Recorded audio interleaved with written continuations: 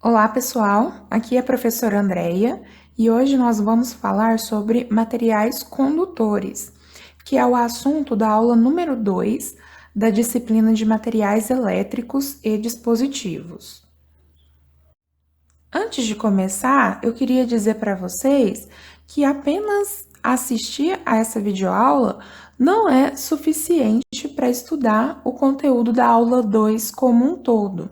É muito importante que vocês já tenham lido os materiais propostos, a apostila, os trechos dos livros, que vocês já tenham feito os resumos conforme eu pedi, para só depois assistir essa aula que serve para vocês perceberem se realmente conseguiram entender o conteúdo como um todo ou se ainda há alguma dúvida.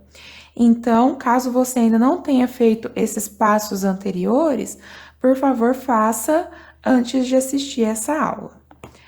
Para começar o nosso estudo, eu vou falar rapidamente sobre um assunto que todos nós conhecemos bem, que é o átomo. De acordo com o modelo atômico que nós usamos atualmente, o átomo nós sabemos que é constituído por um núcleo que contém partículas de carga positiva, que nós chamamos de prótons, e partículas de carga neutra, que são os nêutrons.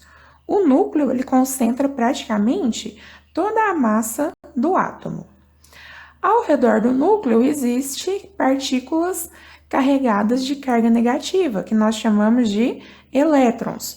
Os elétrons, nós sabemos que eles estão na eletrosfera, e a eletrosfera ela é dividida em camadas ou níveis de energia.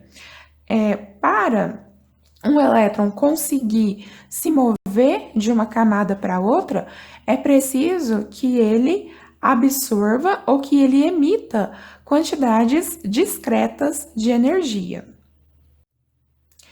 Lembrando aqui sobre os níveis de energia, nós sabemos que a eletrosfera dos átomos dos elementos conhecidos atualmente pode ser dividida em, no máximo, 7 camadas ou níveis de energia. Esses níveis são denominados como K, L, M, N, O, P e Q. Ou, se nós preferirmos, podemos chamar eles também por números, né? 1, 2, 3, 4, 5, 6 e 7. Aí tem um desenho representativo de um esquema, né, que indica a eletrosfera de um átomo dividida aí nos níveis de energia.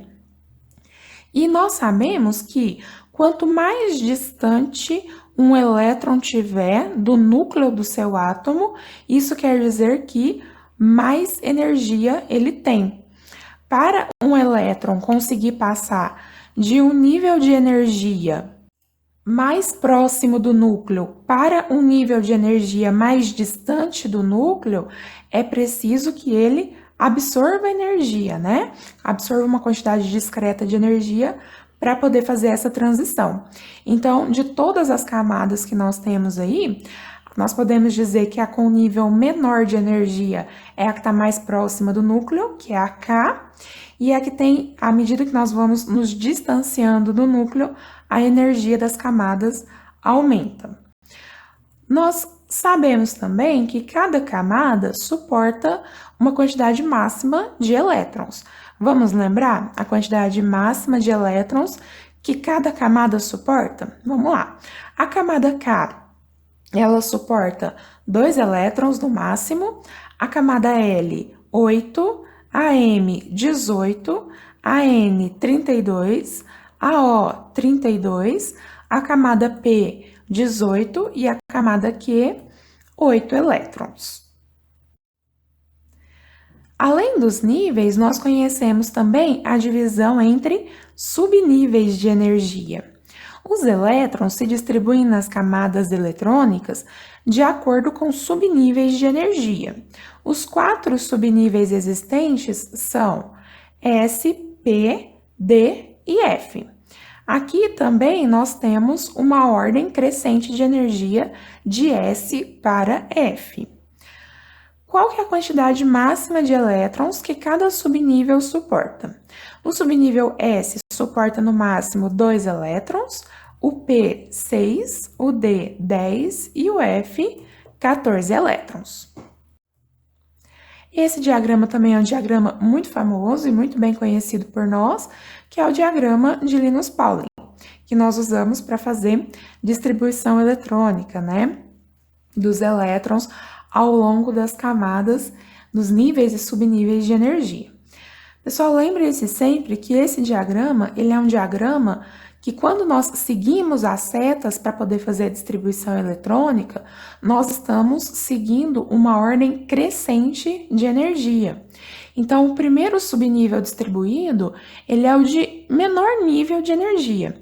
E à medida que nós vamos avançando aí nos subníveis, de acordo com os sentidos das setas, nós vamos aumentando o nível de energia. Para fazer um exemplo, então, de aplicação desses conceitos que nós já conhecemos, eu vou fazer com vocês, rapidamente, a distribuição eletrônica do átomo de titânio. O número atômico dele é 22. Isso quer dizer que ele tem 22 prótons no núcleo dele, não é isso? E se ele tiver neutro, ele tem 22 elétrons pela eletrosfera desse átomo. Fazendo a distribuição eletrônica com base no diagrama de Linus Pauling, nós encontramos um S2, 2S2, 2P6, 3S2, 3P6, 4S2 e 3D2. Se a gente for imaginar um desenho representativo dessa estrutura, nós poderíamos dizer que nós temos o núcleo e nós temos elétrons ocupando até a quarta camada, né, da eletrosfera desse átomo. Então, posso observar aqui que tem elétron na camada 1, na camada 2 também tem, na camada 3 tem também, e na camada 4 nós também temos elétrons. Então, eu ia ocupar a camada 1, 2, 3 e 4, ou K, L, M e N. Quantos elétrons nós temos na primeira camada, na camada K, que é a 1? Nós só temos 2 elétrons, né, na camada K. Então, a camada K possui 2 elétrons.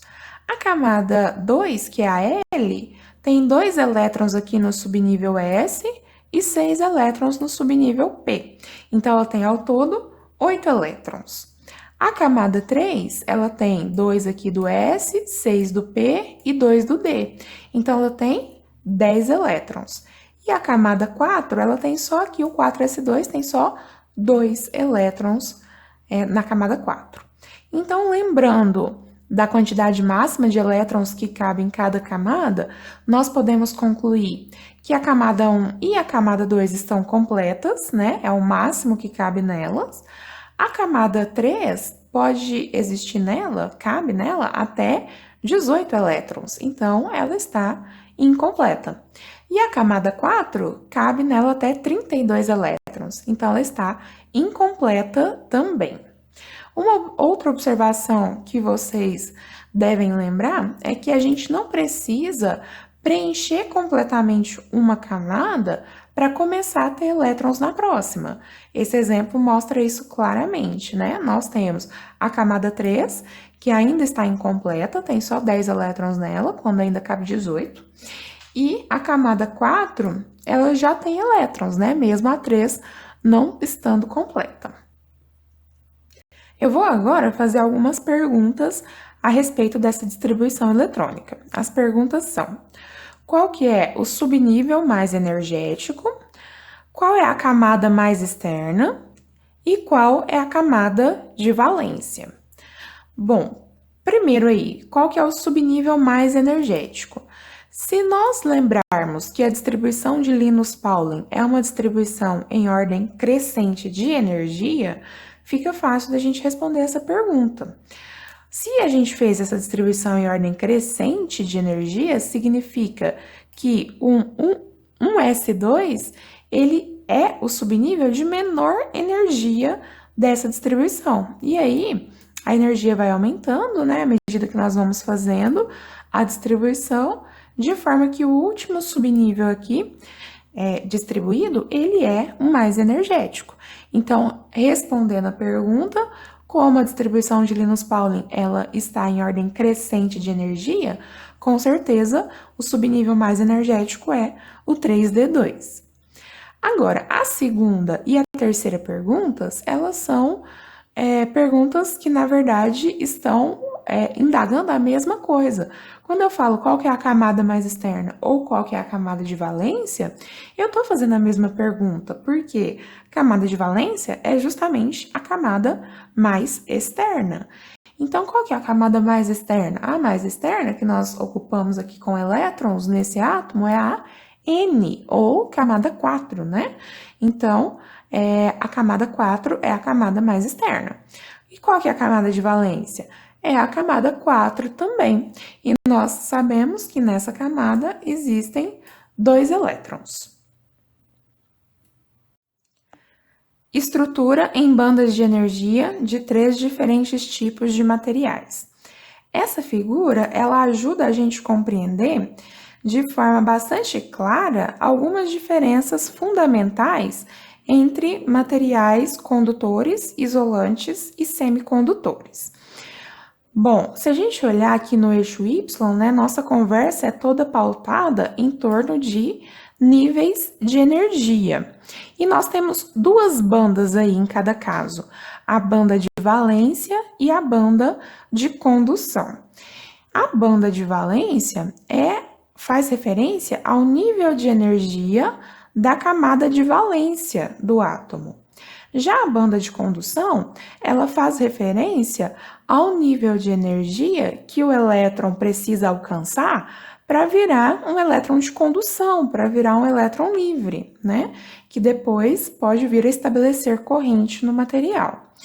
Então, em todos os casos, é claro que o nível de energia da banda de valência é menor do que o nível de energia da banda de condução. O elétron sempre vai precisar absorver energia para ele poder passar da banda de valência para a banda de condução. E o que difere, né, o condutor, o isolante e o semicondutor nessa história? Bom, o que difere é o tamanho do gap de energia que existe entre a banda de valência e a banda de condução em cada caso. No condutor, observa que a banda de valência está num nível de energia muito próximo à banda de condução. Isso acontece porque no material, vamos imaginar um condutor metálico, por exemplo. Na estrutura desse material existem muitos átomos e esses átomos estão muito próximos uns dos outros. Isso faz com que muitos elétrons, né, fiquem disponíveis e as forças de interação entre átomos, né, interatômicas, entre átomos adjacentes, faz com que existam vários níveis de energia diferentes disponíveis para o elétron poder transitar. Então, a facilidade, né, que ele tem de transitar, de passar do nível da banda de valência para a banda de condução, ela é grande. Então, com isso, eu consigo estabelecer a presença de muitos elétrons livres que podem depois constituir corrente elétrica pelo material condutor. Bom, se nós formos analisar agora o material isolante, nós observamos que a banda de condução, ela não está tão próxima da banda de valência como acontecia no condutor. Agora, entre a banda de condução e a banda de valência, existe uma banda que nós chamamos de banda proibida de energia. Então, para um elétron conseguir absorver energia suficiente para sair da banda de valência e ir para a banda de condução, eu preciso de um esforço grande, né? Eu preciso de disponibilizar para esse elétron uma quantidade de energia relativamente grande. Então, por isso que para existir elétron livre no material isolante, é muito mais difícil do que existir elétron livre no material condutor. Agora, o material semicondutor, conforme o próprio nome dele já sugere, ele está em uma situação intermediária entre condutor e isolante. Então, o material semicondutor, ele não tem as bandas superpostas, né? Também há uma banda proibida, também há um gap aqui, igual acontece no isolante, mas esse gap não é tão grande quanto no material isolante. Então, por isso que o material semicondutor, nós temos uma facilidade de manusear ele de forma que ele possa assumir um comportamento interessante dependendo do tipo de circuito de aplicação que nós estamos trabalhando.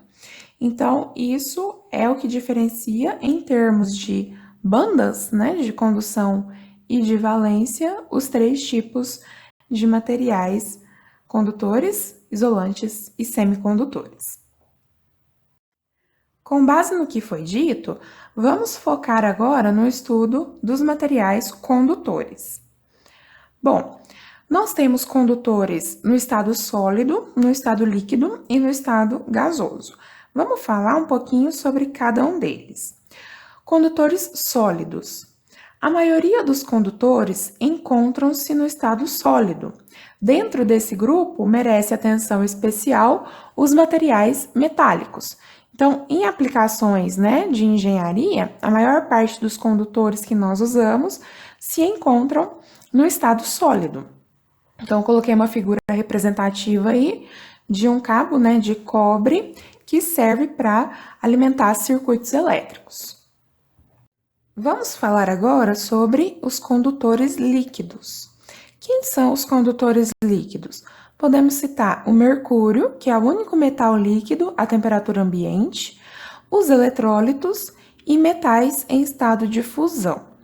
Para exemplificar o processo de condução no líquido, eu vou considerar aqui com vocês um eletrólito. Então, olha só aí na figura, o que é que nós temos? Nós temos uma solução que contém íons. Então, vamos imaginar que nós dissolvemos um ácido, ou uma base, ou um sal em água. Para ficar mais claro, vamos pensar no exemplo clássico do sal de cozinha. Quando nós dissolvemos sal de cozinha em água, vai acontecer dissociação, vão ser formados íons, né? Vão ser formados íons positivos, que é o Na+, e íons negativos, que é o Cl-. Bom, esses íons, eles vão ficar na solução. Além disso, nós colocamos duas placas condutoras que foram identificadas aí na figura como placa A e placa B. A placa A, ela é ligada aqui a um polo do gerador, polo positivo do gerador. E a placa B, ela é ligada ao polo negativo do gerador. Então, a placa A, ela tem carga positiva aqui, e a placa B, ela tem carga negativa. Bom, como nós temos cargas, né, na região entre as placas, vai surgir campo elétrico. Sabemos que as linhas de campo elétrico sempre elas saem de cargas positivas e chegam em cargas negativas. Por isso que a flechinha do campo elétrico aqui foi identificada com sentido para a direita. Bom, uma vez que nós temos campo elétrico, nós sabemos que pode existir nessa região forças elétricas de atração ou de repulsão. O que vai acontecer? O ânion, que é o nosso íon negativo, que tem carga negativa, ele logicamente vai ser atraído pelo anodo, que é a placa que tem carga positiva. Seguindo esse mesmo raciocínio, o cátion, que é o nosso íon que tem carga positiva, vai ser atraído pelo cátodo, que é a placa que tem carga negativa. A partir daí, vamos imaginar o que vai acontecer. O ânion, então, que tem carga negativa, quando ele é atraído pelo anodo, ele vai chegar na placa do anodo e ele vai ceder o seu elétron, né, para a placa do anodo. Então, o ânion, que tem um excesso de elétrons, vai ceder esse excesso de elétrons para o anodo e vai voltar a ser um átomo neutro. Esse elétron que o anodo acabou de receber, o que vai acontecer com ele? Esse elétron ele vai ser atraído pelo polo positivo do gerador. Então, o elétron ele vai sair aqui da placa condutora, ele vai passar por esse fio condutor, vai subir por aqui e vai ser atraído pelo polo positivo do gerador. Bom, o elétron vai passar aqui pelo gerador e aí então ele vai seguir o caminho dele aqui e descer em direção à placa do cátodo. Quando esse elétron chega aqui na placa do cátodo, o que vai acontecer? Os cátions não estão sendo atraídos pelo cátodo? O cátion não tem carga positiva, não falta elétron para ele? Então, esse elétron que acabou de chegar aqui no cátodo, ele vai ser cedido, ele vai passar para o cátion. Quando o cátion recebe esse elétron que acabou de chegar aqui, ele volta a ser um átomo neutro. Bom, seguindo esse raciocínio, eu coloquei aqui a figura, né, que mostra então esse movimento. O que nós podemos concluir na análise desse circuito, desse processo? Nós podemos concluir que na condução que acontece aqui em cima, no condutor sólido, quem que se movimenta? Quem se movimenta é apenas a carga de sinal negativa. É só o elétron, né? Então, quando nós falamos de condução em sólido, a única carga que se movimenta é o elétron, é a carga negativa. Agora, quando nós pensamos aqui na movimentação de cargas no meio líquido, nós falamos que tanto os ânions quanto os cátions se movimentaram. Então, aí é importante pontuar essa diferença na condução do líquido, né? Na condução no líquido, nós observamos movimentação de ânions e também de cátions. Vamos falar sobre condutores gasosos também. Normalmente, gases não podem ser considerados condutores. Porém, em determinadas situações, podem acontecer descargas em meios gasosos, como durante a abertura instantânea de circuitos elétricos, formação de arcos e raios. Então, a descarga atmosférica, quando nós observamos uma descarga, né, a formação de um raio, o que aquilo significa? Significa que o ar, que normalmente é um isolante, deixou de ser isolante momentaneamente e passou a ser um condutor. Mesma coisa acontece nessa figura que eu estou apresentando aí para vocês. Às vezes, nós realizamos a abertura instantânea de um circuito elétrico de potência, e se esse circuito, né, tiver, por exemplo, cargas indutivas, o indutor, ele se opõe à variação de corrente. Então, os elétrons nessa corrente não conseguem ser cessada instantaneamente. Então, essa corrente, que antes passava por um condutor sólido, ela vai tentar momentaneamente continuar o caminho dela, né? Continuar o trajeto desses elétrons pelo ar. E aí, nós temos a formação desse arco, né? Então, uma condição em que o próprio ar, o meio gasoso, passa a ser momentaneamente um condutor.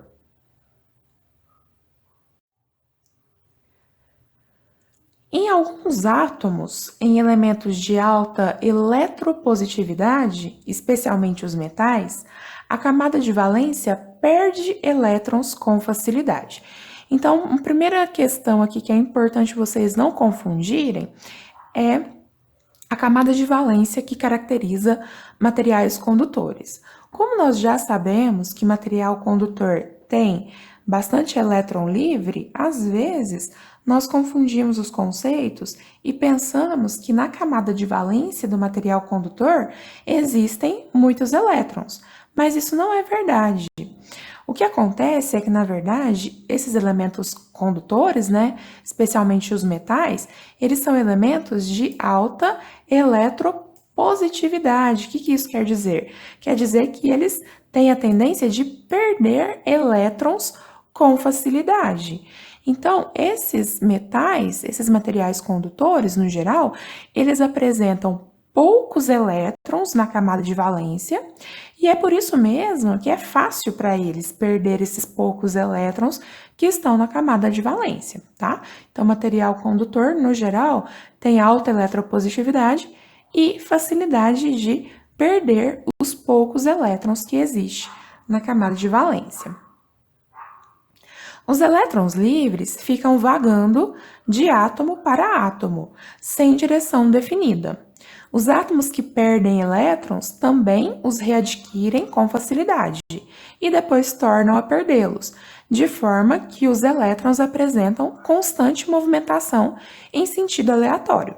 Então, se nós imaginarmos um metal condutor qualquer, e se nós pudéssemos enxergar a movimentação dos elétrons, como a que nós falamos lá no começo, né? Como a banda de valência e a banda de condução estão muito próximas uma da outra, é muito fácil esses elétrons conseguirem se desprender dos seus átomos de origem. E esses elétrons, uma vez desprendidos, eles ficam em movimentação caótica, né? Em movimentação randômica, aleatória. Eles saem de um átomo, entram em outro átomo, depois saem dele de novo, voltam a entrar, e assim sucessivamente. Eles ficam nesse movimento randômico. O que é, então, corrente elétrica? Quando nós aplicamos uma diferença de potencial aos terminais do condutor, nós observamos agora um movimento ordenado de elétrons. Então, sabemos que nessa situação em que uma bateria foi ligada aos terminais do condutor, os elétrons eles vão ser repelidos pelo polo negativo, né? E ao mesmo tempo nós podemos pensar que eles vão ser atraídos pelo polo positivo da bateria, então eles vão estabelecer esse sentido de movimento organizado, que nós chamamos agora sim de corrente elétrica. Sabemos que o sentido adotado para a corrente, na verdade, é o oposto ao sentido verdadeiro de movimentação dos elétrons. Então, nesse caso aqui, o sentido adotado para a corrente, ele é do polo negativo para o polo positivo da bateria. Esse é o sentido que nós convencionamos para a corrente, que nós adotamos. No entanto, sabemos que, na verdade, o sentido real de movimentação desse elétron é do positivo para o negativo da bateria, certo? Então, apesar dessa convenção, nós sempre temos que ter em mente, né, o sentido verdadeiro de movimentação do elétron. Qual que é a carga elétrica elementar? A carga elétrica de um elétron. Ela vale 1,602 vezes 10 elevado a menos 19 coulomb. E esse é um valor negativo, porque se trata da carga de um elétron. E se eu quiser saber quantos elétrons são necessários para a obtenção da carga de 1 coulomb? Eu poderia fazer uma regrinha de 3, né?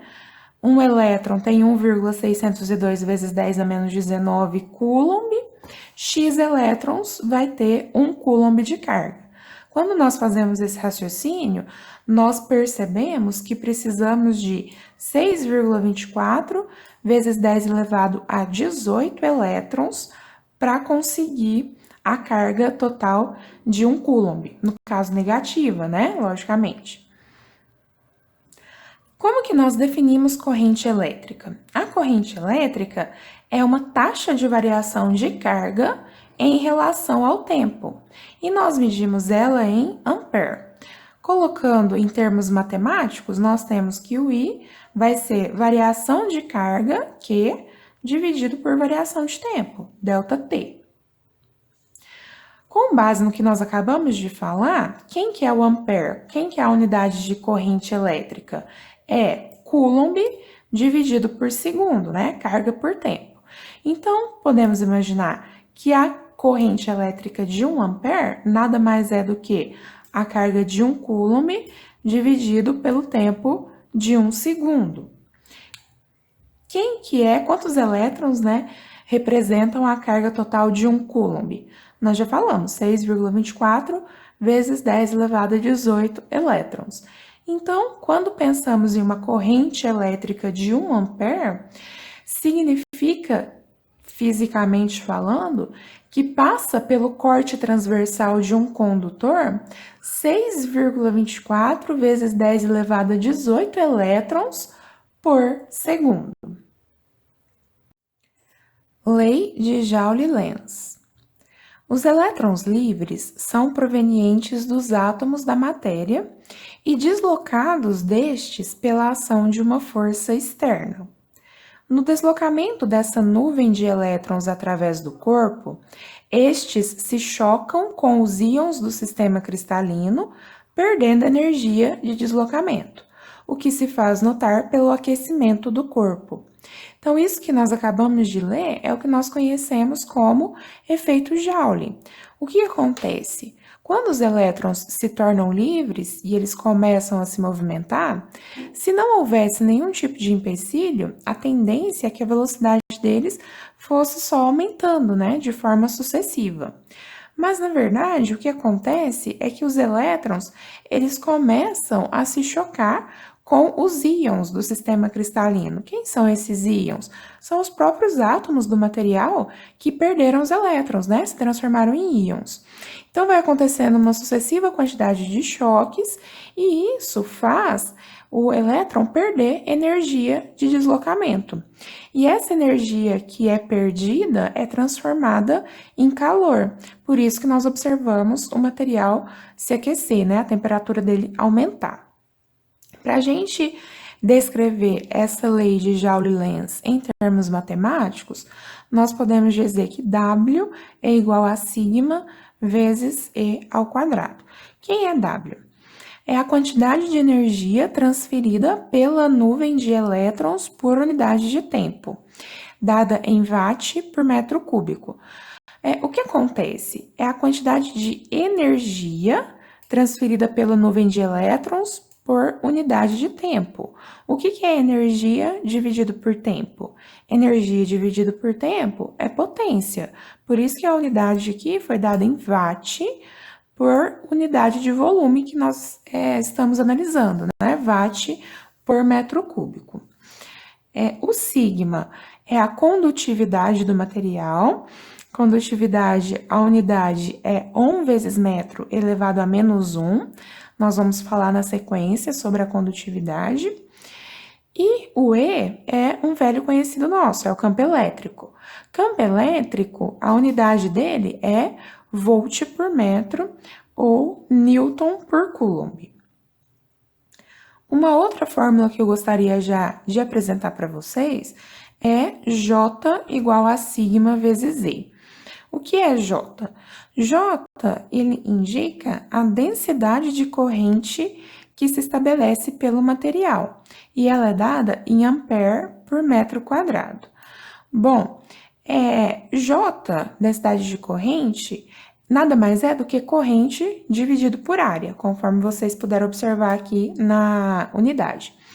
Bom, imagina então, para entender melhor esse conceito de J, um condutor que tenha formato circular.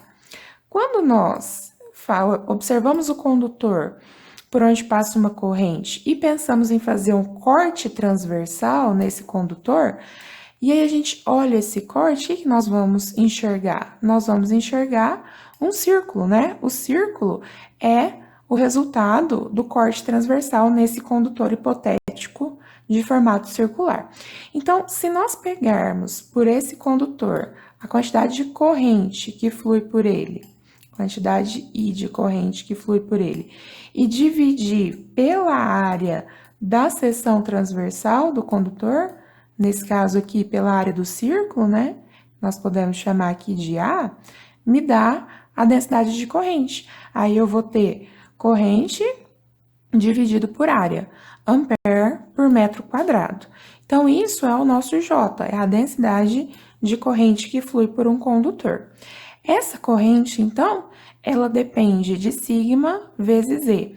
Ela depende da condutividade vezes o campo elétrico. Então, observando as duas fórmulas aqui dessa tela, a única diferença é que W é sigma vezes E. Então, nós poderíamos escrever também que o W é igual à densidade de corrente J vezes o campo elétrico, JE.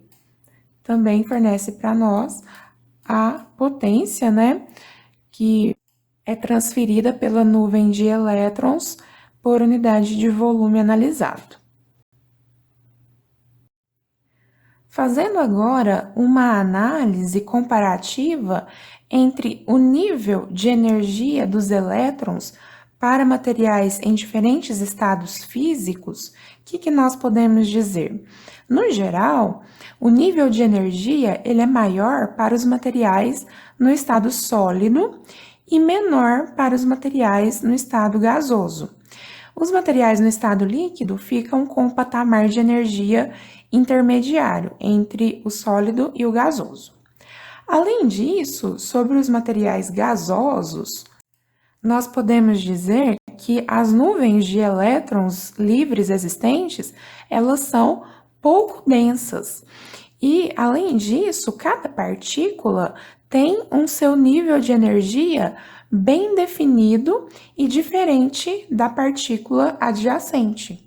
Isso faz com que se forme uma camada, um gap de energia considerável. Então, lembrando lá daquela primeira tela, onde nós falamos a respeito da energia, da zona de energia proibida, do gap necessário para que um elétron pudesse passar da banda de valência para a banda de condução, no caso do gasoso, de uma forma geral, esse nível de energia, esse gap da banda proibida é bastante considerável, é muito maior do que nos sólidos, Outra particularidade a respeito de estados físicos, nós podemos dizer que nos materiais sólidos, a resistência oferecida ao deslocamento de elétrons é também função da disposição geométrica do corpo. O deslocamento é mais fácil se a estrutura cristalina for regular, como nos sistemas cristalinos puros. Em estruturas heterogêneas, sobretudo devido a impurezas, a perda de energia elétrica que se transforma em térmica é maior. Então, estamos dizendo que o efeito Joule ele é mais expressivo nos sólidos, principalmente se ele tiver impurezas, Se nós tivermos uma estrutura cristalina regular, os cristais puros, o efeito ainda é menor do que no caso que nós temos estruturas heterogêneas, com impurezas.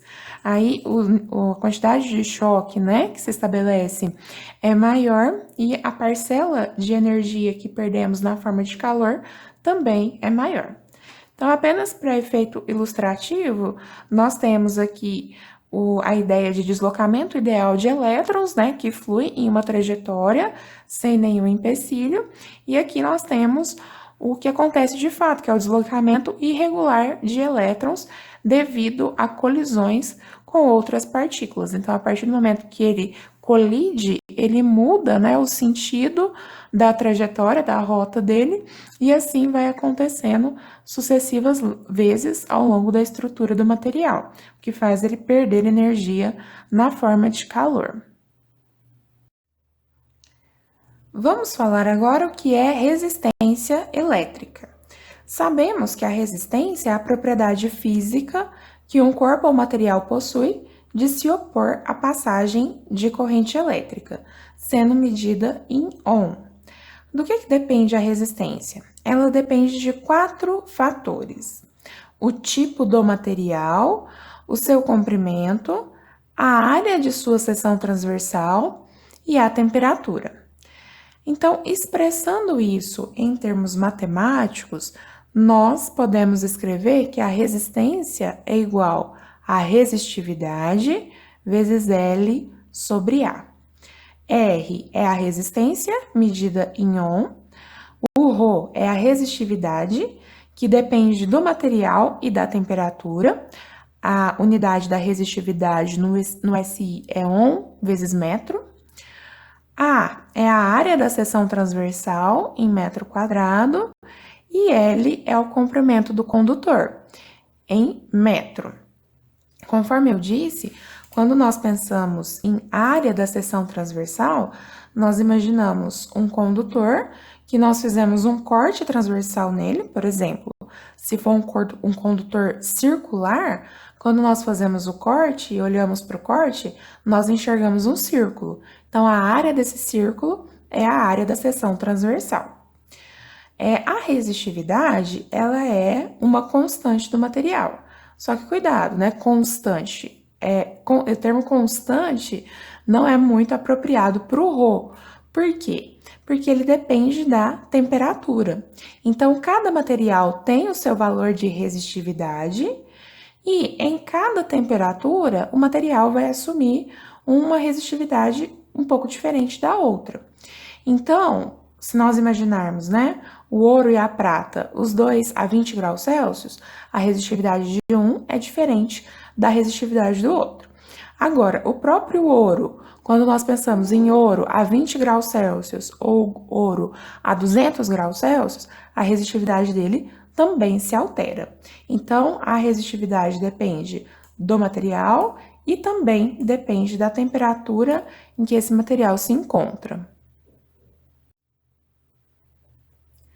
Outra maneira de nós definirmos resistência. Primeira lei de Ohm. A diferença de potencial existente entre os terminais de um resistor é diretamente proporcional à corrente que flui através do mesmo. Essa constante de proporcionalidade é a própria resistência do elemento. Então, todos nós conhecemos muito bem essa fórmula, sabemos que a resistência pode ser dada pelo quociente entre tensão e corrente no resistor.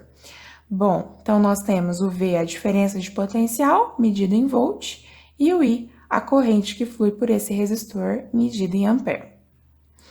Se nós plotarmos um gráfico de tensão por corrente nos terminais de um resistor, nós sabemos que nós vamos obter uma reta, né? É uma relação linear entre tensão e corrente no resistor. E essa constante de proporcionalidade é o próprio R, né? O R como se fosse a inclinação dessa reta. Para qualquer ponto que nós considerarmos aqui na curva, qualquer um desses pontos, se nós fizermos o V dele dividido pelo I, nós sabemos que obtemos o mesmo valor que é a resistência característica desse resistor. Vamos falar sobre a diferença entre resistividade e resistência. Resistividade, que nós representamos pela letra Rho, é uma propriedade específica dos materiais e depende de suas características microscópicas intrínsecas. Está relacionada à densidade de corrente que se estabelece em um material quando o mesmo é sujeito a um determinado campo elétrico. Já a resistência reúne as características de um condutor como um todo e depende de seu comprimento, área da seção transversal e da própria resistividade do material. Então, enquanto a resistividade está ligada de forma muito direta às características microscópicas intrínsecas do material, e depende da temperatura, conforme nós já dissemos, a resistência, além de ser influenciada pela resistividade, ela é influenciada também pelas características físicas do condutor, né? Então, ela depende de características como comprimento e a área da seção transversal também. O inverso da resistividade é a condutividade. Usamos a letra sigma para representar a condutividade. E o inverso de resistência é condutância. Usamos a letra G para representar a condutância. Colocando em termos matemáticos o que nós acabamos de falar, nós temos que a condutividade é o inverso da resistividade. Então, sigma é igual a 1 sobre Rho. Unidade da condutividade é Ohm vezes metro elevado a menos 1, ou, se preferir, 1 sobre Ohm vezes metro. E a unidade de resistividade, conforme nós já dissemos, é Ohm vezes metro. A condutância é o inverso da resistência elétrica. Então, nós sabemos que G é igual a 1 sobre R. Qual que é a unidade de condutância? A unidade de condutância pode ser dada por Ohm elevado a menos 1, que seria 1 sobre Ohm, né? Pode ser dada em alguns livros, nós encontramos como mo, observa que mo é on escrito ao contrário. Então, faz essa referência ao fato de condutância ser o inverso de resistência. Ou uma outra possibilidade é Siemens, né, que nós representamos com a letra S. E a unidade de resistência, conforme nós já sabemos, é dada em ohm. Vamos fazer algumas análises matemáticas, então, sobre a relação entre resistência e resistividade. Essa fórmula J igual a sigma E, eu já mostrei para vocês algumas telas atrás. Para poder entender melhor o que ela significa, aqui vamos considerar um condutor genérico. Esse condutor genérico, ele apresenta condutividade sigma, o comprimento dele é L, a área da seção transversal, ou seja, mais uma vez, né, se o condutor for circular, quando nós fazemos um corte transversal nele, nós enxergamos um círculo. Então, A é a área desse círculo se o condutor de fato tiver formato circular. E aqui nós temos o campo elétrico que se estabelece pelo material. O campo elétrico, ele é a tensão entre os terminais do material dividido pelo comprimento dele. A unidade de campo elétrico, nós sabemos que é volt por metro. Então, ele tem que ser tensão entre os terminais, né, do material, dividido por L, que é o comprimento do material. Esse é o campo elétrico E. Nós temos aqui a corrente representada em função da sua densidade J. Nós falamos anteriormente que o J, ele é densidade de corrente, né? Então, se nós temos uma corrente I que passa por esse condutor, se nós dividirmos ela pela área da seção transversal, que nós representamos aí como sendo A, nós temos o J, né, como sendo densidade de corrente. Ampere por metro quadrado, a unidade de J. Então, aqui eu escrevi I como sendo J vezes A, ou seja, multiplicando cruzados aqui, né, nós obtemos exatamente o que está escrito ali em cima. I é igual a J vezes A. Então, nesse caso, nós sabemos que a relação entre a densidade de corrente e o campo elétrico é dada pela condutividade do material, pelo sigma. Vamos reescrever essa equação de uma outra forma. Eu vou passar o sigma para o lado esquerdo da equação, dividindo, e o J também vou mudar de lado. Vou passar ele para o lado direito da equação, e aí ele vai dividindo também, né? Então, eu tenho 1 sobre sigma igual a E sobre J. Quem que é 1 sobre sigma? O inverso da condutividade, nós sabemos que é ρ, que é a resistividade. Então, eu posso escrever que resistividade é igual a campo elétrico dividido por densidade de corrente, E sobre J. Para um fio de comprimento L e área da seção reta A, seção reta ou seção transversal é a mesma coisa, tá? Nós temos, então, que, conforme nós já analisamos, o campo elétrico é dado pela tensão entre os terminais do fio, dividido pelo comprimento dele, e a densidade de corrente J é dada pela divisão entre a corrente que passa pelo fio e a área da sua seção transversal. Vamos continuar agora. E o que eu vou fazer? O ρ, que é a resistividade, nós já escrevemos que é E sobre J. Agora, no lugar de E, eu vou colocar isso daqui, V dividido por L, e no lugar de J, eu vou colocar I sobre A. Então, nós temos V sobre L dividido por J. Então, como era uma divisão, já passei aqui como uma divisão de frações, né? Conservei a primeira, V sobre L, e multipliquei pelo inverso da segunda, A sobre I. Bom, agora, o que nós podemos escrever? Eu multipliquei, né? Numerador com numerador, denominador com denominador, E o que eu observo? Eu observo que eu obtive dessa parte aqui, desse lado, eu obtive V sobre I. Quem que é V sobre I desse condutor? A tensão entre os terminais dele dividido pela corrente que passa por ele, nós sabemos que é o R, né? E isso aqui é a resistência do fio. Então, continuando, como R é V sobre I, nós podemos escrever que ρ é igual a R vezes A sobre L. Se eu quiser mudar essa fórmula, escrever de uma outra maneira, isolando o R, eu posso isolar de forma que nós obtemos aquela fórmula que nós comentamos anteriormente. A resistência depende da resistividade, do comprimento do fio e da área da seção transversal dele. R é igual a ρ vezes L sobre A. Sobre a aplicação dessa formulação, eu chamo a atenção de vocês com relação às unidades. Eu já falei isso para vocês naquele vídeo que eu gravei sobre exercícios resolvidos a respeito de condutores, mas eu vou falar mais uma vez. Quando você tem essa fórmula e a resistividade é fornecida em ohm vezes metro, o que isso significa?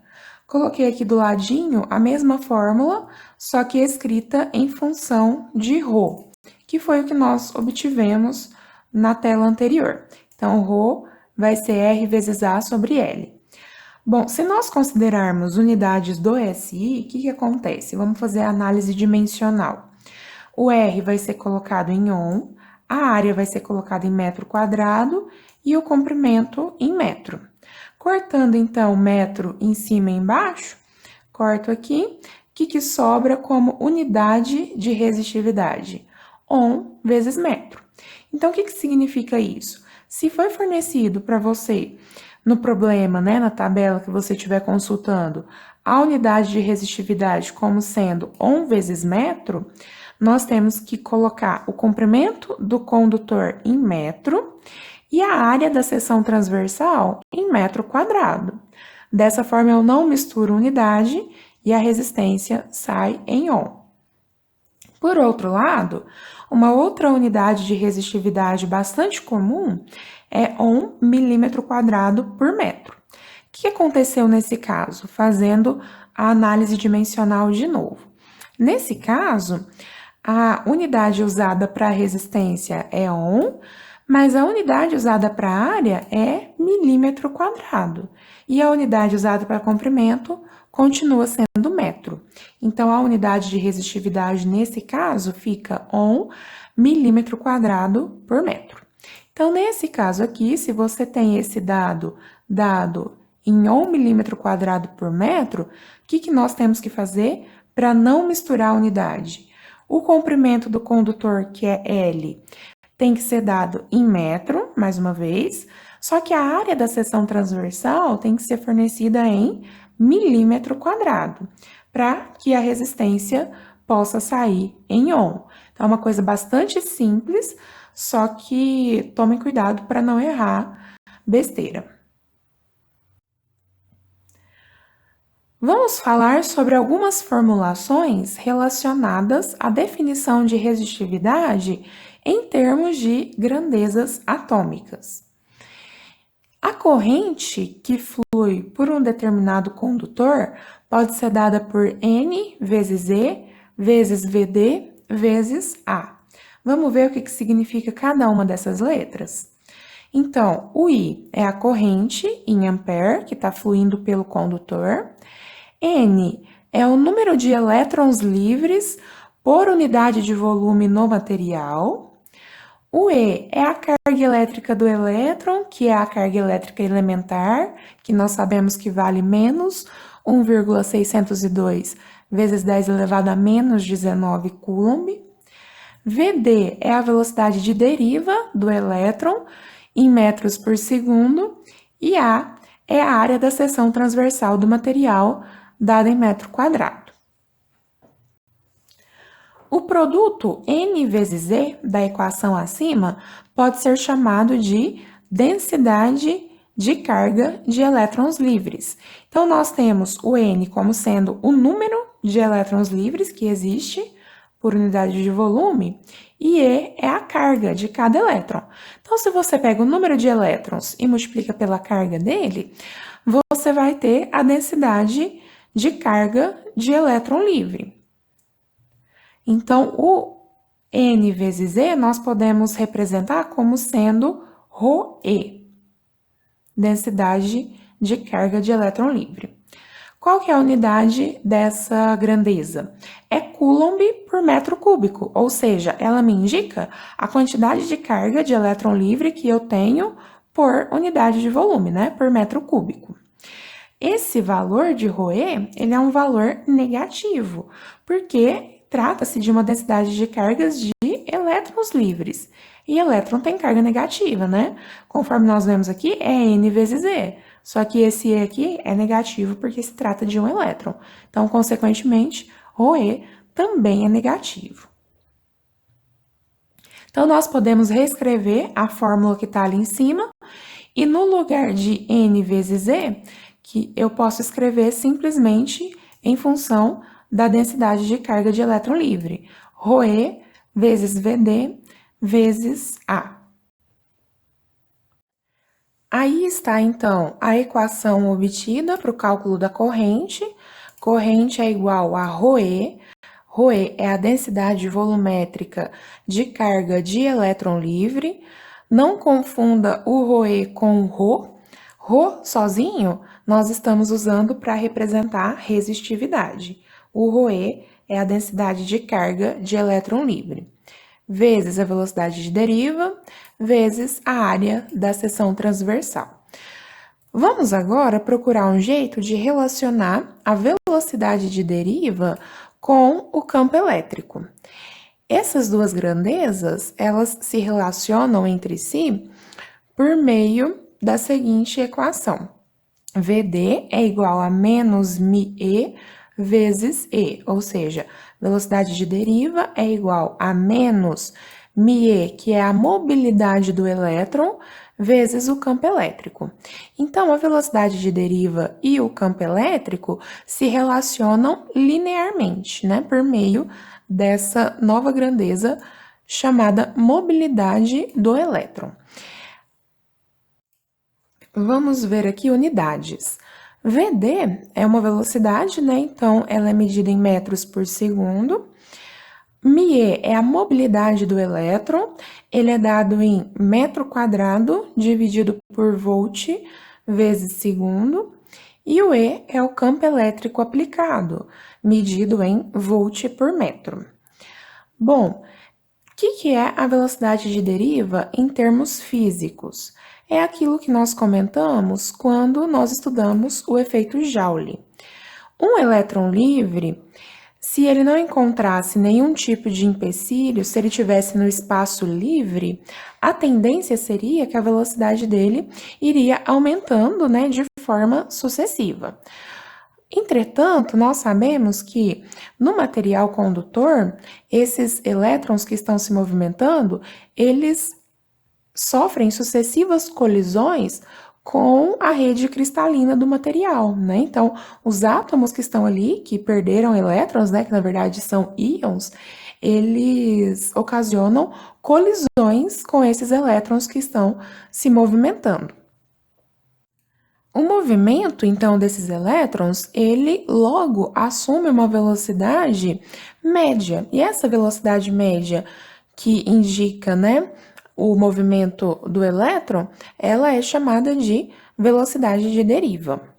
Observa nessa equação que o sentido, né, do campo elétrico, ele é oposto ao sentido da movimentação do elétron, porque nós temos um menos aqui na fórmula.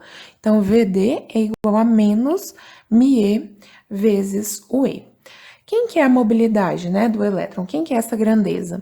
Eu tirei aqui alguns valores típicos de mobilidade do elétron e essas informações eu retirei do livro do Wright.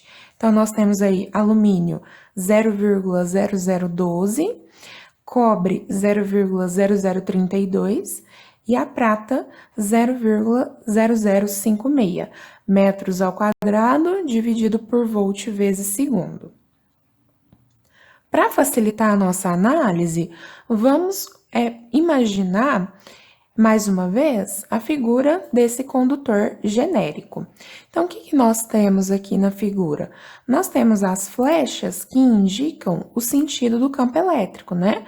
Conforme nós observamos aqui, o direcionamento do campo elétrico está com sentido para a direita. Se o campo elétrico tem sentido para a direita, o que nós concluímos? Com certeza, nós temos cargas positivas desse lado, né? Porque existe uma diferença de potencial entre os terminais do condutor. Desse lado da esquerda do condutor, com certeza, eu tenho o lado positivamente carregado, positivo. E do outro lado, eu tenho o polo carregado negativamente. Como que eu tenho essa certeza? Nós sabemos que as linhas de campo elétrico, elas sempre saem das cargas positivas e chegam nas cargas negativas. Então, se as flechinhas de campo elétrico estão viradas para a direita, com certeza as cargas positivas estão aqui, né, do lado esquerdo, e as negativas estão do lado direito. Ok. Agora, vamos pensar na velocidade de deriva, que é a velocidade de movimentação do elétron livre. O que acontece? Nós sabemos que os elétrons se movimentando nesse condutor, da forma como está representado aqui, qual seria o sentido de movimentação deles? O sentido de movimentação seria oposto ao sentido do campo elétrico. Como que eu sei, né? O elétron, ele é uma partícula dotada de carga negativa, ele está carregado negativamente. Então, a tendência é que ele seja repelido por esse lado que tem cargas negativas e atraído pelo lado que tem as cargas positivas. Então, por isso que eu desenhei aqui, essa aqui é a flechinha representando VD, né, a velocidade de deriva, e eu desenhei ela com o sentido para a esquerda. Então, fica aí explicado por que que existe esse menos aqui na fórmula, né? Para mostrar que o vetor, né, que indica o sentido do campo elétrico, tem sentido oposto ao vetor que indica o sentido da velocidade de deriva.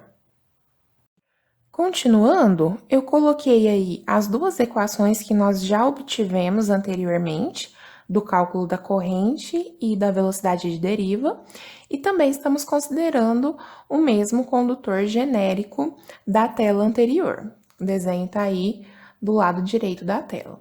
Bom, agora vamos pegar o VD, que é representado como menos μe vezes o campo elétrico, e substituir aqui na equação de cima, na equação da corrente. O que nós vamos obter nesse caso? I é igual a ρe vezes menos μe vezes E vezes A. Lembrando quem são os elementos dessa equação. O ρe é a densidade de carga de elétron livre. O μe é a mobilidade do elétron. O E é o campo elétrico aplicado e o A é a área da seção transversal. Para um fio de comprimento L, nós já comentamos que o campo elétrico E é dado pela razão da tensão entre os terminais do condutor pelo comprimento, né, desse condutor. Então, o campo elétrico E é V sobre L. Substituindo, então, V sobre L nessa equação aqui, no lugar de E, nós vamos obter I é igual a menos ρe vezes μe vezes V sobre L vezes A. Essa equação, nós vamos reescrevê-la de forma a deixar V sobre I de um lado e passar tudo o resto para o outro lado da equação. Então, olha só. Aqui, esse I que estava aqui no primeiro membro, passei dividindo para o segundo membro, para obter V sobre I de um lado. E do outro, esse L aqui eu passei multiplicando, né? Então, ficou aqui no numerador. E todos os outros, ρe, μe vezes A, foi aqui para o denominador. Então, eu consegui isolar V sobre I.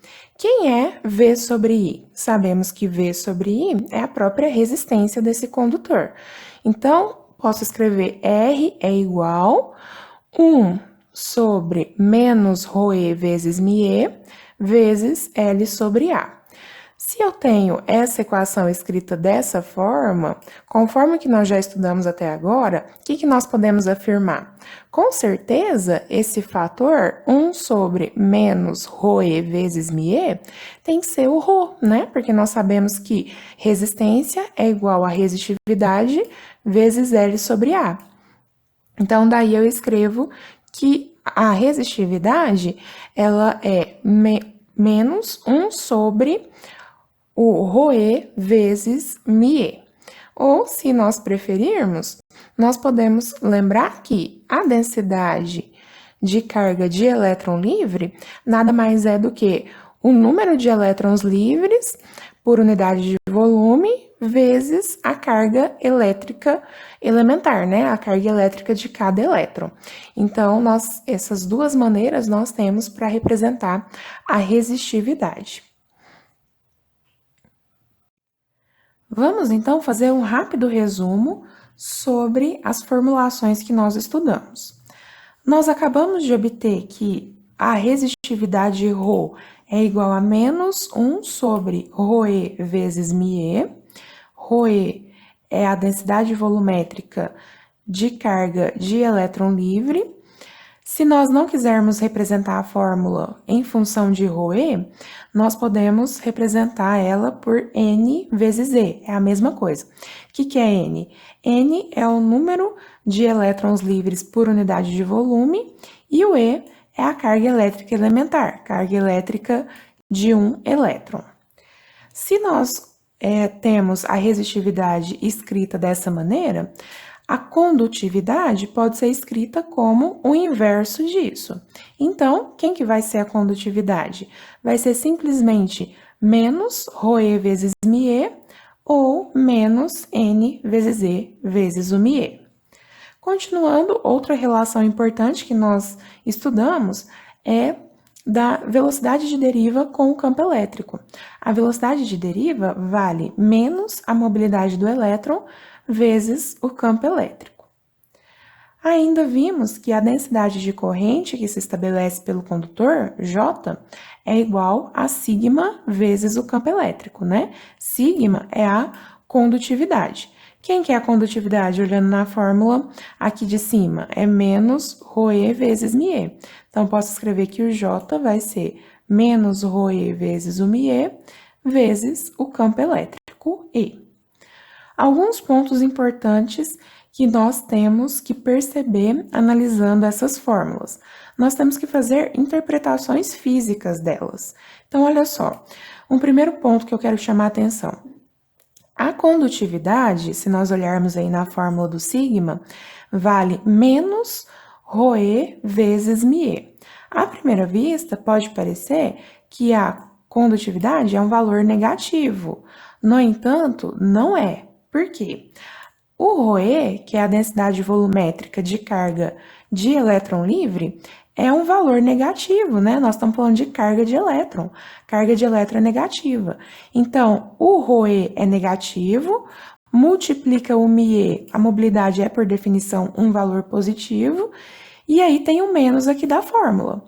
Menos com menos dá mais, né? Quando a gente multiplica por menos 1, o ρe vai dar um número positivo. Então, o nosso sigma, que é a condutividade, dá um valor positivo. Mesma análise para o lado de cá. Eu tenho menos da fórmula, N é o número de elétrons livres por unidade de volume, e o E é a carga elétrica de um elétron. Então, o E, ele é um número negativo. Quando a gente multiplica, né, por menos 1 aí, quando junta aqui com o menos da fórmula, a gente obtém um sigma que é positivo. Então, tanto os valores de condutividade, como também, logicamente, os valores de resistividade, são sempre valores positivos e não negativos. Outra observação importante que nós já fizemos é a respeito dos sentidos da velocidade de deriva e do campo elétrico. Nós falamos que, olha aqui, VD vale menos μe vezes E. O μe, a mobilidade do elétron, é positiva. Então, eu vou pegar, vou multiplicar menos μe, que é positivo, vezes o e.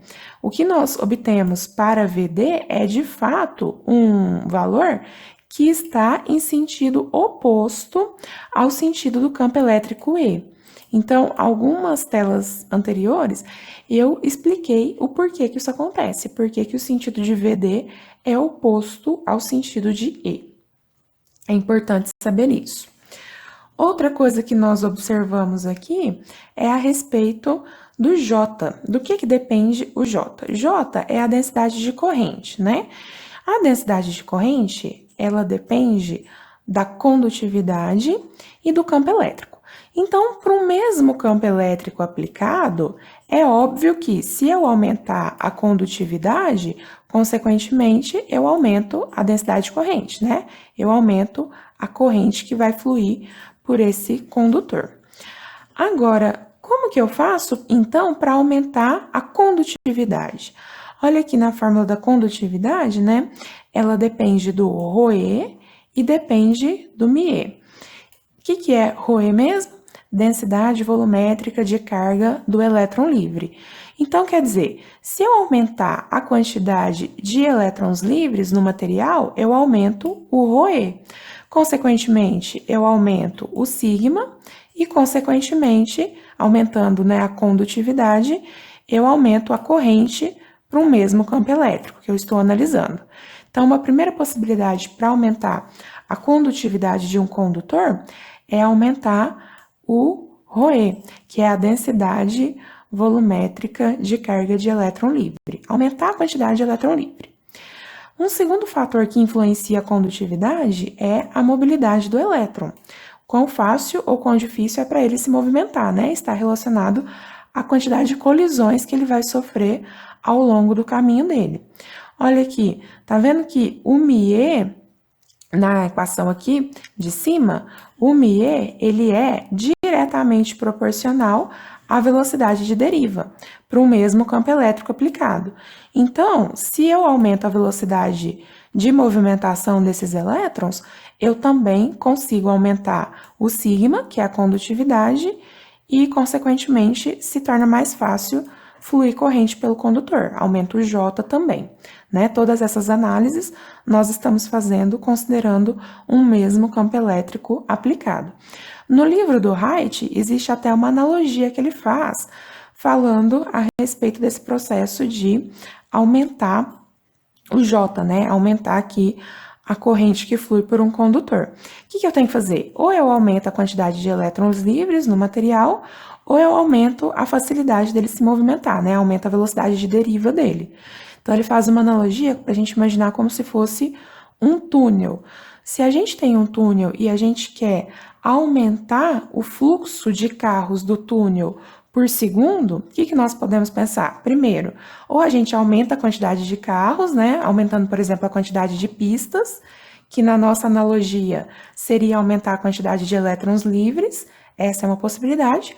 Ou a segunda possibilidade é aumentar a velocidade de cada carro, que nesse caso seria aumentar a nossa mobilidade por meio do aumento da velocidade de deriva. Uma última questão que eu quero falar ainda com vocês a respeito dessas fórmulas tem a ver com o comportamento dos materiais condutores com relação ao aumento de temperatura. Nós vamos falar da temperatura aqui na sequência, mas desde já eu já aviso vocês que ao aumentar a temperatura, nós aumentamos a resistência de um material condutor. Por que isso acontece? Bom, quando a gente aumenta a temperatura, nós aumentamos a agitação térmica dos elementos que constituem a rede cristalina do material. Então, quando eu aumento essa agitação térmica, consequentemente, eu dificulto o caminho, né, a movimentação dos elétrons.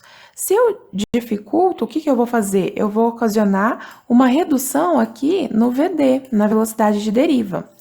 Se eu reduzo a velocidade de deriva com o aumento de temperatura para um mesmo campo elétrico aplicado, o que acontece com a mobilidade? O μe, que é a mobilidade, também decresce, também diminui. Olhando aqui na fórmula do sigma, da condutividade, quando nós diminuímos a mobilidade, nós diminuímos também a condutividade. Então, repetindo, aumentar a temperatura aumenta a agitação da rede cristalina, do material. Isso faz com que os elétrons se colidam mais com a rede cristalina. Consequentemente, quando eles se colidem mais com a rede cristalina, a velocidade deles diminui, eu diminuo a velocidade de deriva. Considerando o mesmo campo elétrico aplicado, eu diminuo a mobilidade do elétron. E se eu diminuo a mobilidade do elétron, olhando aqui na fórmula da condutividade, eu diminuo a condutividade do material. Diminuindo a condutividade, é claro que eu aumento a resistividade, né? São grandezas inversamente proporcionais. Eu aumento a resistividade e aumento a resistência do material. Então, essa é a explicação física do motivo pelo qual o aumento de temperatura ocasiona um aumento da resistência do material condutor. Com base em tudo que nós discutimos até agora sobre resistividade, eu coloquei essa tabela para vocês terem uma ideia a respeito de níveis de resistividade típicos de diferentes tipos de materiais. Então, olha só, a resistividade aí foi dada na unidade de ohm, milímetro quadrado por metro. Os materiais condutores são aqueles que, conforme já esperado, possuem os menores níveis de resistividade. Então, eles têm níveis típicos aí de 10 a menos 2 até 10, né, de Rho. Os materiais isolantes, conforme nós esperamos também, são aqueles que apresentam níveis de resistividade maiores, se comparado aos outros. Então, nós temos aí níveis de 10 elevado a 12 até 10 elevado a 24, tipicamente. E entre esses dois extremos aqui, entre 10 e 10 elevado a 12, existem os materiais semicondutores que nós vamos estudar futuramente. Vamos falar então sobre a relação entre resistência de um condutor e temperatura.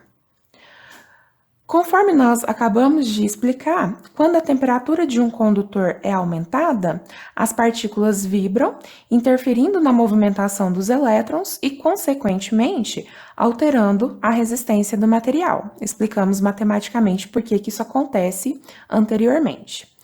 Bom, se nós formos pensar em um gráfico que indica no eixo X temperatura, né, variação de temperatura em um determinado material condutor, e no eixo Y o valor da resistência que esse material assume para diferentes níveis de temperatura.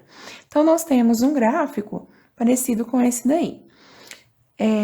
A inclinação da parte aproximadamente linear dessa curva vai ser dada por quê? Vai ser dado pela tangente do ângulo alfa, né? Estou considerando o ângulo alfa como sendo esse ângulo aqui, o ângulo da inclinação, né? Esse daqui é o ângulo alfa.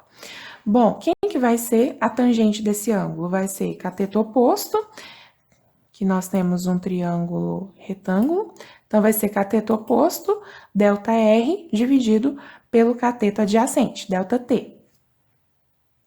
Quem que é ΔR e ΔT? Bom, o ΔR é esse valor aqui, que é a variação de resistência que esse material sofreu, ou seja, é esse nível de resistência R2 menos a resistência R1.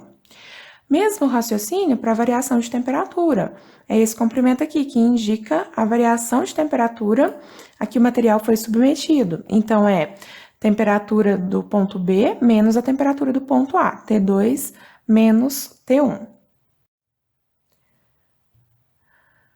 Coeficiente de temperatura da resistência. Nós definimos o coeficiente de temperatura da resistência como sendo αT, e ele é a divisão entre a tangente do ângulo alfa, que nós acabamos de definir anteriormente, dividido pelo valor de resistência R. Então, nós temos aqui, considerando para uma determinada temperatura qualquer, que eu chamei aqui de T1, esse valor de coeficiente, alfa T1, vai ser o quê? A tangente do ângulo alfa dividido pelo valor de resistência nessa temperatura T1. Então, nós vamos ter, no lugar de tangente de alfa, eu coloquei isso daqui, que nós tiramos da análise da tela anterior, R2 menos R1, dividido por T2 menos T1, vezes 1 sobre R1. Aqui eu estou fazendo uma manipulação da fórmula, então, só troquei de lugar no denominador o R com a temperatura, deixei todo mundo que tem R num primeiro fator aqui da multiplicação e quem não tem R no segundo fator da multiplicação. Normalmente, tomamos como referência a temperatura T1 de 20 graus Celsius. Esse coeficiente de temperatura, ele é tabelado para nós considerando como referência a temperatura de 20 graus. É isso que encontramos geralmente em livros e em tabelas. Então, colocando aí T1 valendo 20 graus, o que nós temos? O alfa T1 vai ser o alfa 20, né? Para a temperatura de 20 graus. Então, eu vou pegar a fórmula aqui, RT2 vai ser a resistência desse material para uma segunda temperatura, que eu vou deixar genérica, T2, menos aqui, no lugar do R1, que é a resistência para a temperatura 1, eu estou considerando que a temperatura 1 é 20 graus, então fica R20, dividido pelo R1, que é o R20, né, a resistência para a temperatura de 20 graus, vezes 1 sobre T2, que é a temperatura 2, menos a temperatura de referência, que é 20, né? A T1, que é 20. Agora, com essa fórmula, eu vou rearranjar ela, vou reescrever usando artifícios matemáticos, com o objetivo de deixar isolado o RT2, a resistência do material condutor para a temperatura T2. Então, nós obtemos essa fórmula R20 vezes 1 mais alfa 20, que multiplica T2 menos 20. Essa fórmula, então, ela serve para a gente obter a resistência de um determinado material condutor, se você já conhecer esse valor de resistência para a temperatura de 20 graus. Esse valor de alfa 20 aqui ele é uma constante, depende do material, e ele deve ser fornecido por meio de tabelas. Então, a partir dessa relação, dessa fórmula, a gente consegue obter o valor de resistência de um condutor, qualquer que seja a temperatura a que ele esteja submetido. Para vocês terem uma ideia, eu coloquei aqui uma tabela com valores típicos de resistividade e coeficientes de temperatura para diferentes tipos de materiais que são comumente usados em engenharia, né? Então, esses dados eu tirei lá do livro do Boyle-Stage. Então, nós temos aí, de todos esses que estão na tabela, o elemento que tem menor resistividade é a prata. E o elemento que tem o menor coeficiente de temperatura, o menor alfa 20, é o constantan. O constantan, ele é uma liga que foi desenvolvida justamente com esse objetivo, de ter um baixíssimo valor de coeficiente de temperatura, um baixíssimo alfa 20, porque isso garante o que para ele? Que o valor de resistência desse tipo de material, ele varia quase que nada, né? Quase que praticamente ele não varia com a alteração de temperatura. Então, a liga de Constantan, constituída por cobre, 58 a 60%, e níquel, 32 a 42%, além de traços de outros materiais, proporciona praticamente nenhuma mudança de resistência com a temperatura. Foi o que nós acabamos de ver na tabela. A liga de níquel e cromo, chamada de nicromo, também apresenta boa estabilidade com a temperatura. Então, essas ligas elas foram desenvolvidas justamente com esse objetivo de apresentar estabilidade com a temperatura. Nesse gráficozinho, nós podemos observar o comportamento típico de alguns tipos de materiais perante a alteração de temperatura, né? Então, no eixo X nós temos temperatura variando e no eixo Y nós temos como que responde à resistência desses materiais. Então, nós temos os metais, conforme nós já concluímos, eles aumentam a resistência com o aumento de temperatura. O carbono tem um movimento contrário, ele diminui a resistência com o aumento de temperatura. E o constantan, né, e o próprio nicromo, que são essas ligas especiais, tem o comportamento praticamente constante, né?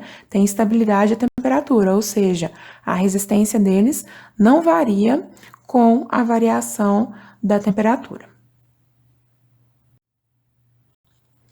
Outro fato importante que nós temos que saber a respeito dos condutores é a relação entre resistência e frequência. Bom, para isso, vamos definir o que é efeito pelicular ou efeito skin. Ele é responsável pelo aumento da resistência aparente de um condutor elétrico em função do aumento da frequência da corrente que flui por ele. Em corrente contínua, a corrente que flui por um condutor se distribui uniformemente pela sua seção reta.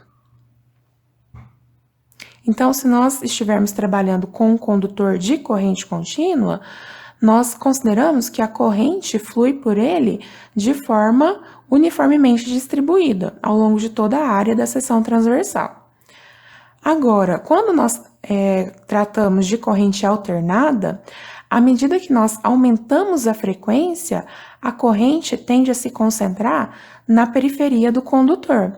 Então, agora, para correntes alternadas, à medida que nós vamos aumentando a frequência, nós observamos que os elétrons, eles tendem a se distanciar da região central da seção transversal aí do condutor e eles se concentram nas bordas, né, do material. Eles tendem a se concentrar na periferia do condutor. Então, qual que isso ocasiona, né? Em termos de resistência do material. Nós já estudamos que a resistência é igual a resistividade vezes L sobre A. Nesse caso da corrente contínua, os elétrons ocupam toda a região, todo o espaço aqui da área da seção transversal do condutor. Agora, quando a gente, considerando esse mesmo condutor, se a gente muda, altera a frequência da corrente que flui por ele e ela deixa de ser 0 volt e passa a ter uma frequência elevada, nós vamos observar que esses elétrons tendem a se concentrar apenas na periferia do condutor. Nesse caso, o que aconteceu? A área útil, né, que está sendo usada para a condução, para o movimento dos elétrons, ela diminui consideravelmente. Então, o que eu tenho observando aqui a fórmula? Se eu enxergo uma redução na área útil aí que os elétrons estão usando para poder se movimentar, consequentemente eu tenho um aumento da resistência desse condutor. Então, por isso que nós começamos a ler o efeito aqui falando que acontece um aumento da resistência aparente dele devido ao aumento da frequência que flui por esse condutor. Ele tem esse nome, né, de efeito pelicular, ou do inglês efeito skin, porque os elétrons eles tendem a se concentrar na região periférica do condutor, né? Por isso que é pelicular, externo, periferia do condutor. Tipos de condutores. Nós temos a aplicação de condutores que apresentam baixa resistividade e também temos aplicações em que precisamos de condutores de resistividade mais elevada. Então, vamos dar alguns exemplos rapidamente sobre esses dois tipos de materiais. Então, primeiro, vamos falar sobre condutores de baixa resistividade. Nesse caso, destacam-se os metais e as ligas metálicas. Eles possuem alta condutividade elétrica e térmica Geralmente são fortes, dúcteis, maleáveis e apresentam alta densidade. Podem ser usados em diversas aplicações, como fios condutores, enrolamento de motores, transformadores, contatos de chaves, disjuntores, etc. Então, eu coloquei aqui algumas figuras que ilustram aplicações de condutores de baixa resistividade. Então, toda vez que o objetivo é deixar a corrente fluir por um material condutor de forma a obter os menores níveis possíveis de perda, de energia na forma de calor, por efeito Joule, nós vamos optar por utilizar condutores de baixa resistividade. Então, nós podemos observar aí os cabos, que nós usamos para a condução de corrente elétrica, em instalações elétricas, em circuitos elétricos do geral. Temos aqui fios de cobre que usamos para a construção de máquinas elétricas, motores, geradores, transformadores, e também os pontos de contato, chave, ou mesmo dispositivos de proteção, como os disjuntores, nós usamos esses materiais de condutores de baixa resistividade.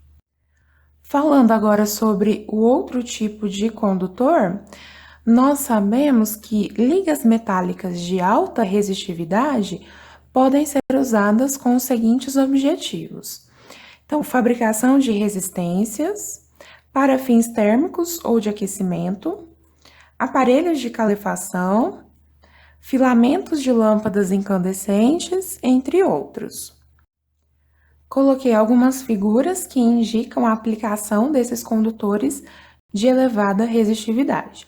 Nós temos a lâmpada incandescente, que ela foi proibida a comercialização nos últimos anos, e o motivo pelo qual ela foi proibida foi justamente a baixa eficiência dela. Por quê? Grande parte da energia elétrica que ela consumia, ao invés de ser transformada em energia luminosa, em luz, era transformada em calor, porque o princípio de funcionamento dela era extremamente simples. Nós só tínhamos um filamento de tungstênio por onde passava a corrente, e pelo fenômeno da incandescência, ela conseguia gerar luz. Porém, esse processo era pouco eficiente, A maior parte da energia era perdida na forma do calor por causa do efeito Joule. Bom, esses condutores de elevada resistividade, eles são usados também para a fabricação de resistores. E toda vez que o efeito Joule for bem-vindo, eles podem ser utilizados. Por exemplo, quando que o efeito Joule é bem-vindo? Quando é objetivo final transformar energia elétrica em energia térmica, transformar energia elétrica em calor. Então, tem aí, por exemplo, a resistência do chuveiro, podemos citar outros equipamentos, como os aparelhos de calefação, por exemplo.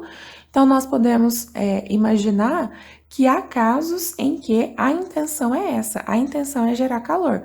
Então, nesses casos, o recomendável é usar um condutor de elevada resistividade.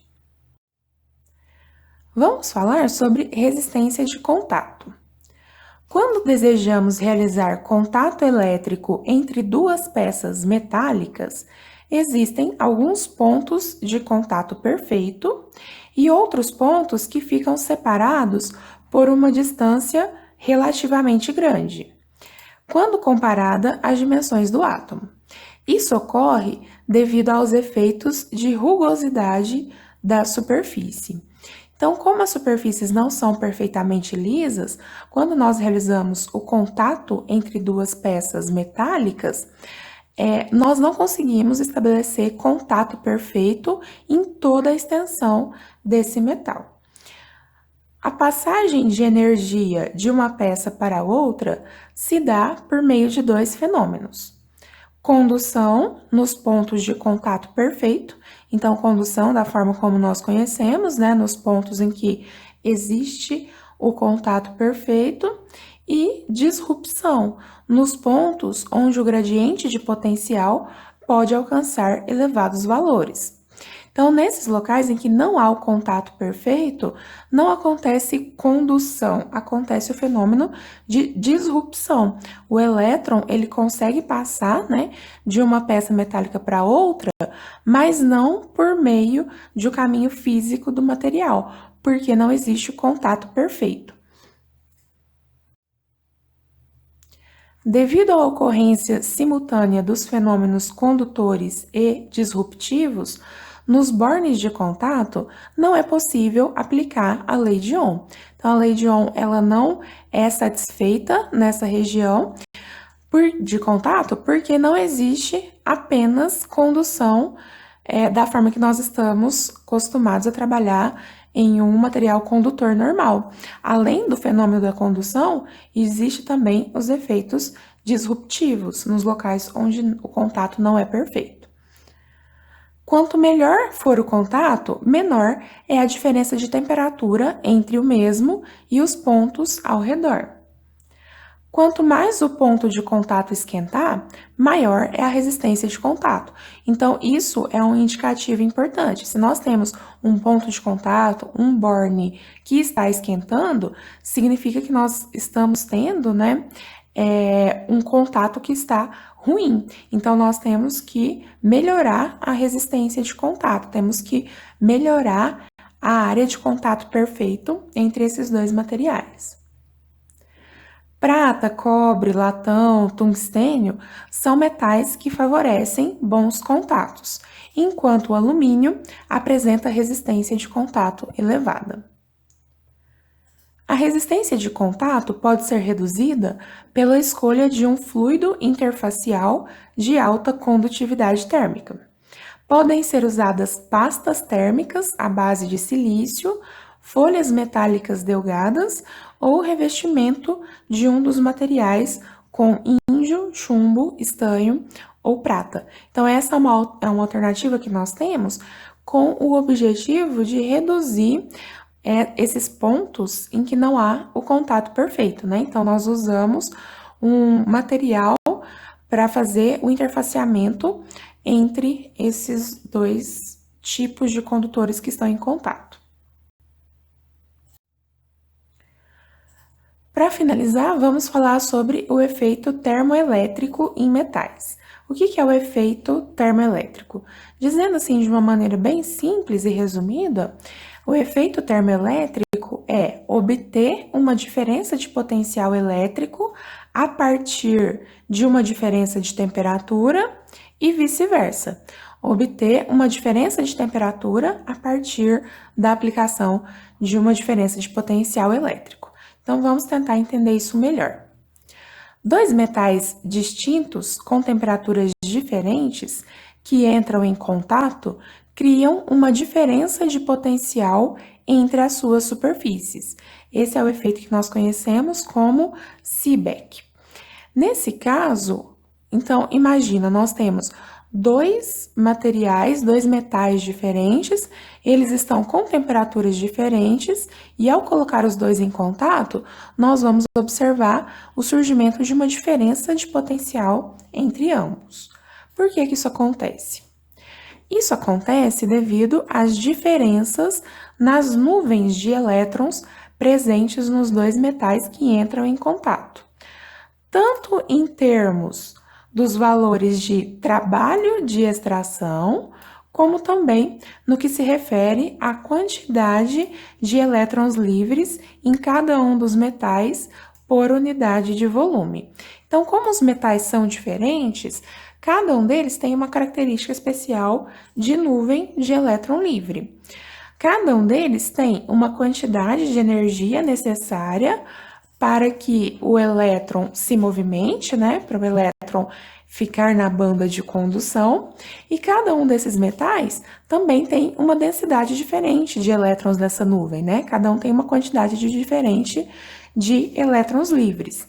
Então, devido a essas diferenças, quando nós colocamos esses dois metais diferentes, que estão em temperaturas diferentes, em contato, vai acontecer o fluxo de elétrons de um material para outro. Então, um desses metais, eles vão perder elétrons e o outro metal, ele vai receber elétrons, mais do que ele tinha anteriormente. Então, por causa disso, nós podemos dizer que vai surgir uma diferença de potencial entre esses dois materiais. Essa diferença não é grande, né, exorbitantemente alta, mas ela pode ser constatada a partir de um elemento de medição, de um voltímetro, por exemplo. O contrário também acontece. É possível produzir um gradiente de temperatura em duas junções de dois metais de materiais diferentes quando submetidos a uma tensão elétrica em um circuito fechado. Esse é o efeito que nós chamamos de Peltier. Então, nesse caso, é o contrário do que nós falamos anteriormente. Nós pegamos dois metais diferentes e esses dois metais eles estão submetidos a tensões elétricas distintas, né? E aí nós podemos observar um gradiente de temperatura que surge nas duas junções dos metais. Bom, então o que eu tinha para dizer para vocês a respeito dos materiais condutores era isso. Eu espero que vocês tenham compreendido. Eu estou à disposição para esclarecer as dúvidas que ainda restam. Entre em contato, por favor. Muito obrigada pela atenção de vocês e até mais.